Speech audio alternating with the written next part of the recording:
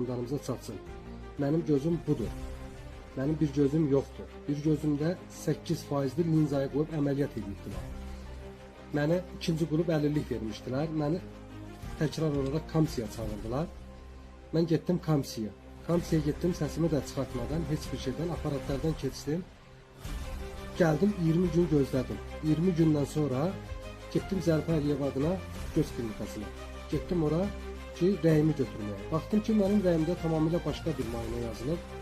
Və mən getdim orada Aygün Məmmədbəyli var, komisiyanın sədridir.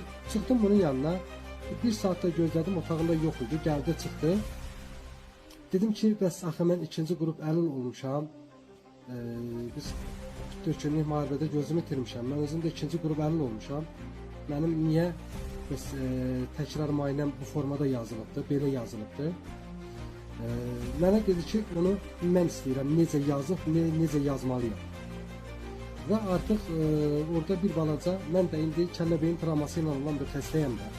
16 dəfə əməliyyat olmuş bir şəxs necə bir reaksiya verə bilər. Düz, çox da bir səs eləmədim. Sadəcə olaraq bir balaca səs tonunu qaldırdım.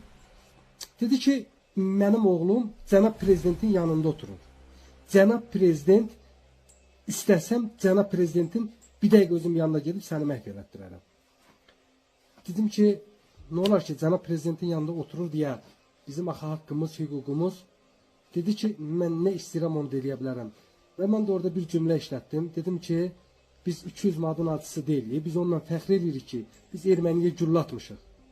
Və orada mənə bir vurğuladı. Qayıtdı ki, sizin əgər qeyrətiniz olsaydı, siz erməniyə güllatmazdınız. Və bu söz mənə hədsiz dərəcədə çox bir təsir eləyibdi. Və mən artıq öz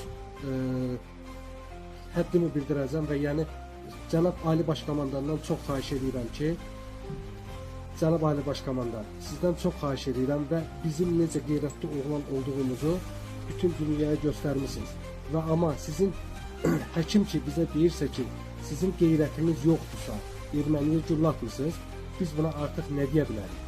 Və mən insan hüquqlarından, Ali məhkəmədə, dünya məhkəməsindən, cənab prezidentimizdən, cənab Türkiyənin prezidenti Erdoğandan xahiş edirəm ki, və bu həkimin də otağında dediyinə görə kamera var, səs yazan var. Əgər bunun otağında kamerası ilə səs yazanı varsa, çox xahiş edirəm. Artıq dərəcədə xahiş edirəm. Açılsın səs zapısları, qoyulsun ortalığa ki, görsünlər mən yalan danışmıram.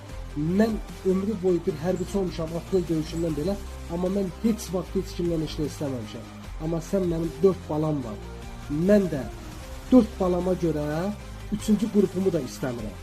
Yəni mən 3-cü qrupumdan imtina edirəm. Yəni mənim gözüm yoxdur. Bəli, mən peşman deyiləm. Mən vətən üçün döyüşmüşəm, kişiyəm, erməniyə də güllatmışam.